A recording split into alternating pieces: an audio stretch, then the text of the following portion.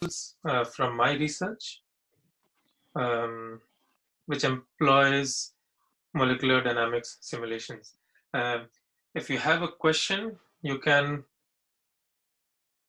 write it in the chat window, or you can always just interrupt me and start talking. Just say, I have a question first, and then we can continue. The slides that I'm showing you are slightly different than the ones that I have uploaded, but only in design, so this will not affect the content in any way. Okay, so let us start. So I'm going to show you a molecular dynamics animation or a movie. This box contains amphiphiles. Amphiphiles are molecules which have a hydrophobic part, which does not like water, and a hydrophilic part, which likes water. So here are some amphiphiles in a simulation box. And this is a self-assembly of these amphiphiles into some sorts of nanoparticles. Some of these are micelles, some of these are bicell-like structures. Can you see the movie smoothly on your screens? Yes. Okay, wonderful.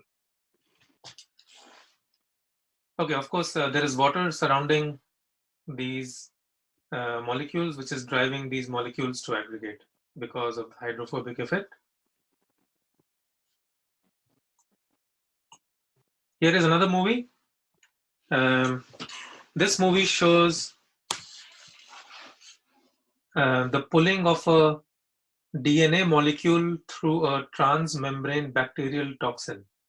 So bacteria often have toxins that insert into the membranes of animal cells, and then the DNA from the bacteria can be inserted into the bacterial cell, and other proteins can also be inserted.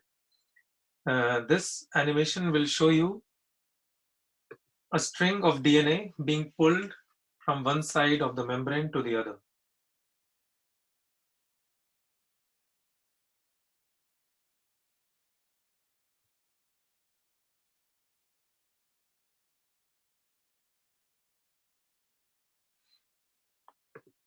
So the orange stuff here, can you see my mouse as well?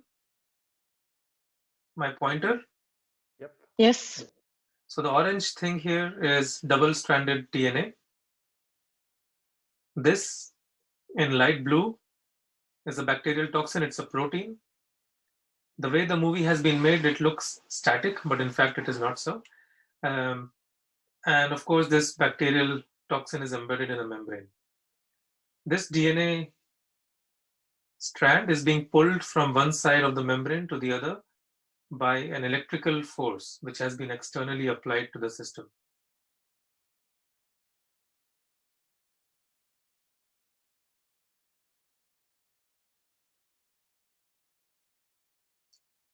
Based on this simulation, I will ask you a question towards the end of the class, but I'm going to play this movie again.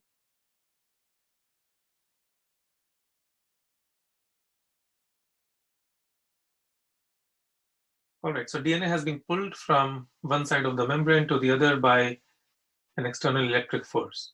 Okay, so these were two examples of molecular dynamics simulations. The focus of today's talk is how biology arises from the physics or the chemical point of view. So Leninger, at least the old editions of the biochemistry book by Leninger, had this quote in the beginning of the book, which says, living things are made of lifeless molecules. So all of us are essentially a collection of lifeless molecules which are changing dynamically all the time.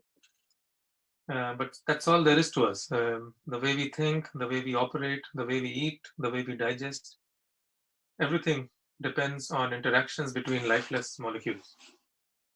So how does biology arise from fundamental physical laws? There are essentially two things going on inside living things, two physical phenomena. One is bond formation and destruction. This involves formation and destruction of covalent bonds. For example, whatever you ate for breakfast is being digested in your body. Starch is being broken down to individual sugar molecules, which will eventually be broken down to carbon dioxide and ATP. And you have non-covalent interactions between molecules. There is something missing here, and that is entropy, and we'll come back to that later. Any questions so far?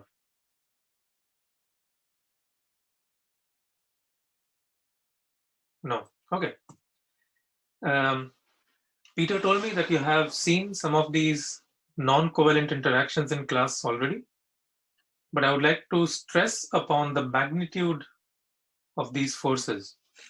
So Van der Waals interaction energies and hydrogen bonding energies, they are of the order of 0.5 to 6 or 7 kilocalories per mole. Kilocalories per mole is a unit of energy that is often employed in physics. And thermal energy, so the energy of thermal fluctuations, is about 0.8 kilocalories per mole. So this is a number which you should always remember if you're running molecular simulations or if you're ever analyzing, thinking about the dynamics of biological molecules at a given temperature. Electrostatic interactions can be a bit stronger depending on the distance between two partial or two charges. But still, all of these interactions are much weaker than covalent bond energies, which are about 100 times faster. And the forces that covalent bonds exert, or one carbon atom covalently bonded to another carbon atom exerts, is about 5,000 piconewtons. In comparison, the forces exerted by colliding pool balls or colliding billiard balls are more than 1 billion times larger. So this slide just gives you an estimate of the types of forces you are dealing with. But biology is amazing because despite operating with such weak forces, it can self-assemble systems, it can fold proteins, it can determine protein ligand interactions, and so on. We'll get back to that. Okay, so modeling and simulation is particularly important in biology and in proteins, which are the focus of this course, because one, non-covalent interactions are of the order of thermal energy. They are very weak, of the order of kBT. Kb is Boltzmann constant and T is temperature. And these are difficult to probe with experiments. Secondly, the time and length scales of many important biological phenomena are small. So today we are interested in nanoseconds to microseconds, or maybe longer time scales. But the length scales of what we are interested in are nanometers to microns. So all of the proteins that you will encounter inside cells are less than a micron in size. As an example, many people are now studying the COVID-19 virus and its proteins. The COVID-19 virus is about 50 to, I forgot the exact size, maybe it is 75 nanometers in size. And these things are difficult to look at experimentally, although they are possible. But simulations offer a powerful tool to investigate the dynamics of these small molecules. So in biology, simulations have a very relevant and important role to play.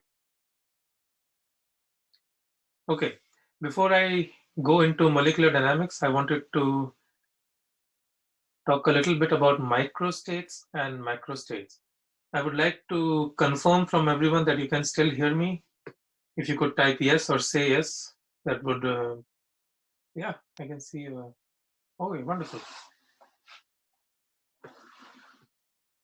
It is difficult to remain motivated in teaching when I cannot see the students. Okay, I guess it's the same for you. Okay, on the left-hand side, there should have been a movie, but there isn't. But on the left-hand side, you see some particles in a box. Maybe I can.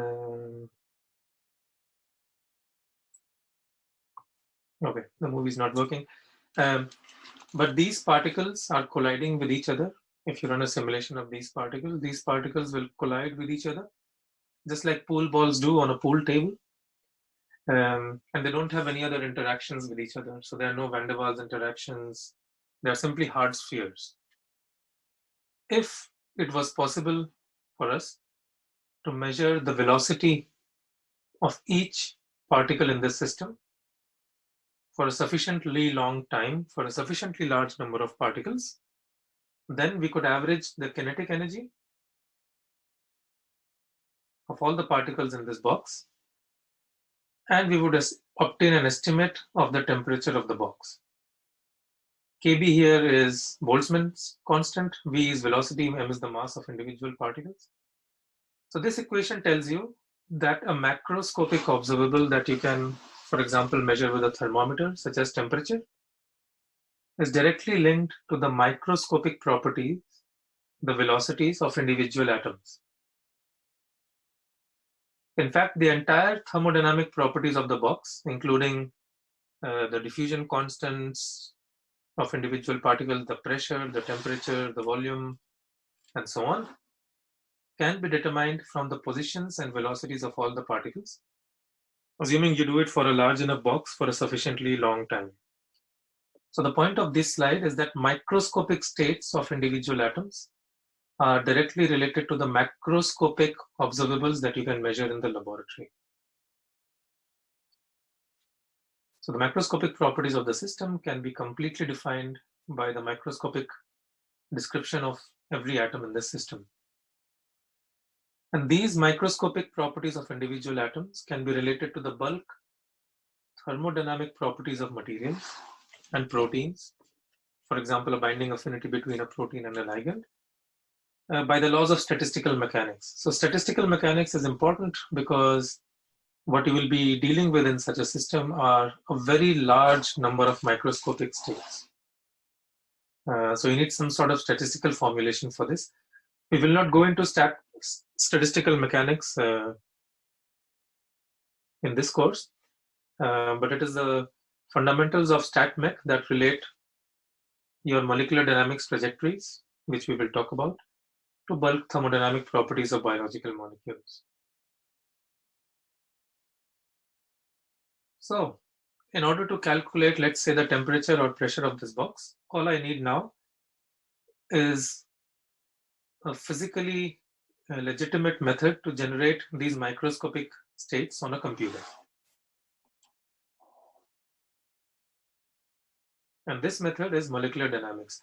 But before going into that, are there any questions so far? No? And can you follow my accent, or should I talk a little bit slower?